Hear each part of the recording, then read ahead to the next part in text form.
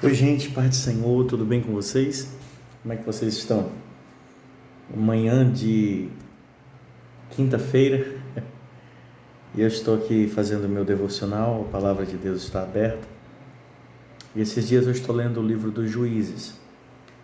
O livro dos Juízes é fantástico, mas ao mesmo tempo que é fantástico, também é triste.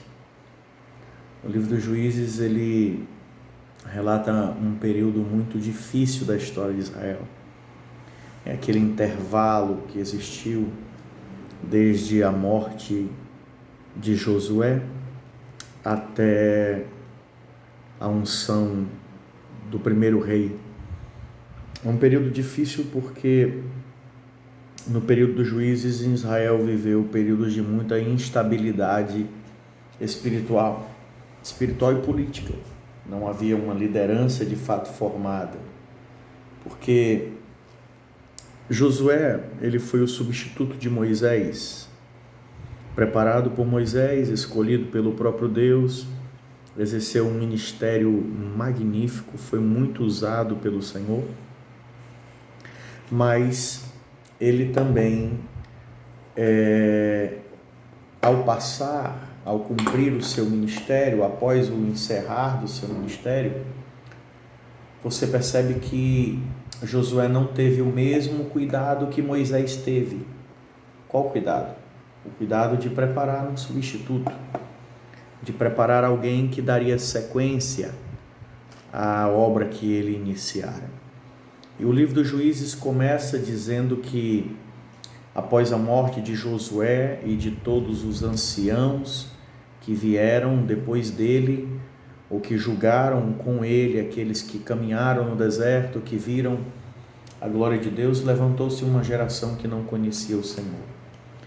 Daí inicia-se um período de muita instabilidade, porque a geração que vai substituir a geração do deserto, que teve tantas experiências com Deus, é uma geração que ela não conhecia o Senhor, ela não viu os milagres do deserto, ela não tinha conhecimento do Senhor e nem tinha desejo de conhecer o Senhor. E isso foi um problema muito grande, porque naquele período, no período dos juízes, essa instabilidade gerou uma nação frágil espiritualmente. E o povo começou a corromper-se. O povo começou a buscar outros deuses, deuses estranhos, tomando um chá de erva doce para acalmar. Deuses estranhos, e isso trouxe a ira de Deus, e isso trouxe o levante dos inimigos, e fez com que os inimigos tivessem êxito contra Israel. Toda vez que Israel pecava, o inimigo entrava, e depois que o inimigo entrava, subjugava, humilhava, o povo chorava, e Deus ouvia a oração e levantava um juiz, um homem ou uma mulher, como Débora, cheio do Espírito, que erguia-se como uma autoridade na unção do Espírito para julgar e também para executar a vontade do Senhor e libertar Israel. Isso virou um círculo vicioso. Pecou, caiu na mão do inimigo, se arrependeu, Deus levanta um libertador. E todos os libertadores são extraordinários, mas existem alguns, nós temos uma paixão mais especial, a história é mais extraordinária. Talvez o juiz mais extraordinário de todos seja Sansão. Sansão, a história de Sansão é belíssima, cara. Sansão foi um dos homens mais usados por Deus de toda a Bíblia. Ele está na galeria dos heróis da fé. Sansão foi um guerreiro, Sansão foi um libertador. Só que Sansão, ele nos ensina muitas lições. E talvez a lição mais extraordinária que nós podemos extrair da vida de Sansão é como você não se comportar na presença de Deus. Como você precisa administrar aquilo que recebeu, de forma a que você não venha a desagradar o Senhor e quebrar a aliança que você tem com Ele. Sansão, foi um instrumento poderoso nas mãos de Deus. O Senhor gerou ele através de um milagre, porque a esposa de Manoá, a mãe de Sansão, ela não podia ter filhos. Certa vez alguém disse que alguns dos maiores homens da história nasceram de ventres estéreis, e Sansão é um deles. Deus abriu a madre, Deus disse a eles, aos seus pais, que ele seria nazireu desde o ventre, não podia beber vinho, nem bebida forte, nem tocar nada impuro, porque o nazireado de Sansão não iria começar com ele consagrando-se voluntariamente. O nazireado de Sansão deveria ser desde o ventre. A mãe de Sansão já deveria guardar todos os mandamentos no que diz respeito ao nazireado, para que a criança já nascesse nazireu de Deus. Você percebe a profundidade dessa aliança? Como a aliança de Deus com Sansão foi profunda, porque Sansão não consagrou-se voluntariamente. O próprio Deus estabeleceu o nazireado de Sansão, e isso é tremendo. Só que Sansão, ele começou a flertar com o pecado.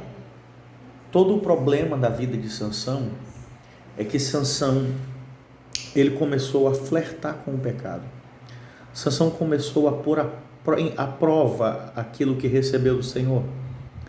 E isso é um problema. Por quê? Porque Deus já estava usando Sansão de forma muito poderosa. Sansão era um homem extraordinariamente forte, era um homem tremendamente usado pelo Senhor. E ele começou a flertar com o pecado.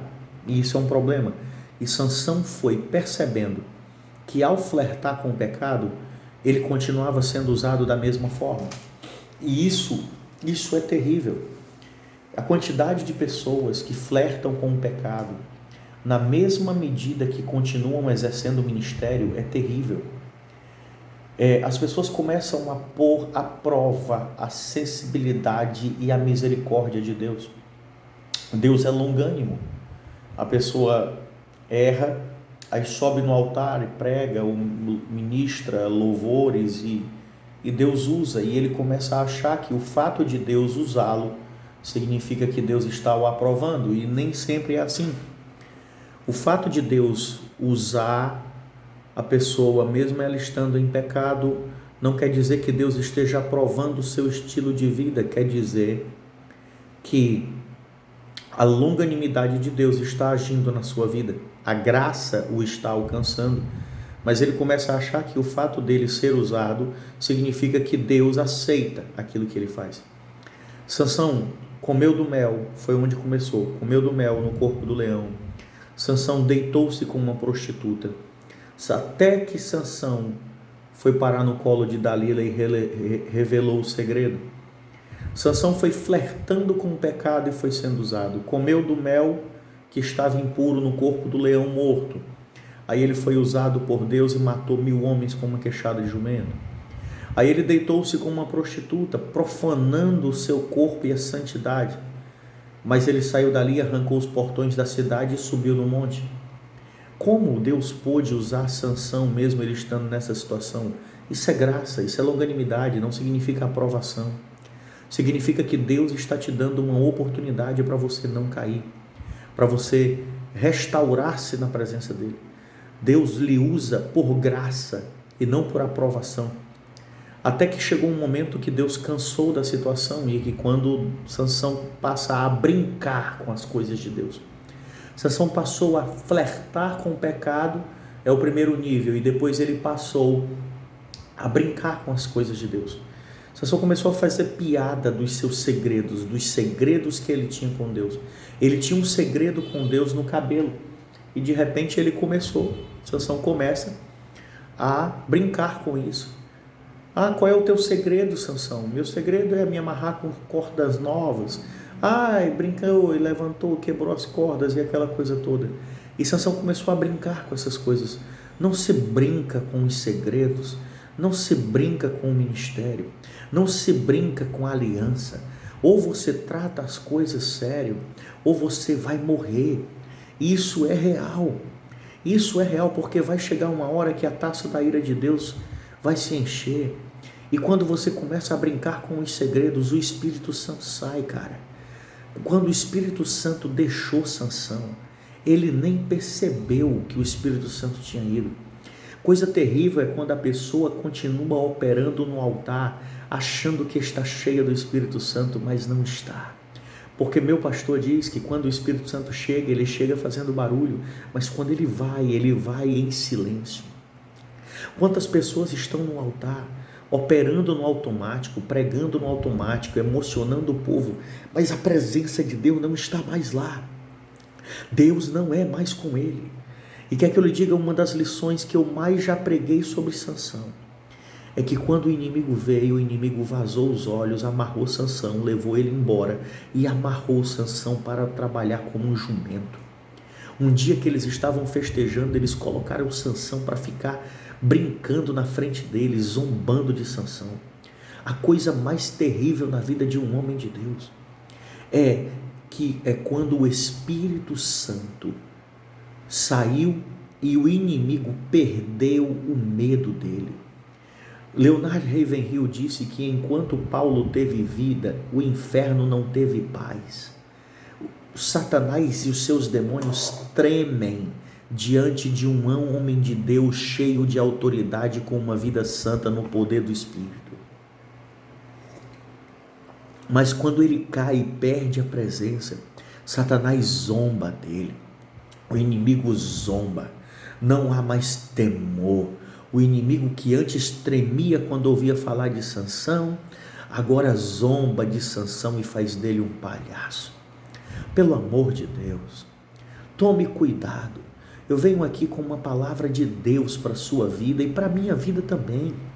Como homens de Deus que têm um ministério, tome cuidado. Cuidado para não fracassar, para não cair, para ser humilhado pelo inimigo. Deus tem coisas grandes na sua vida. Tome cuidado. Você que está brincando com o pecado, uma hora a conta vai chegar.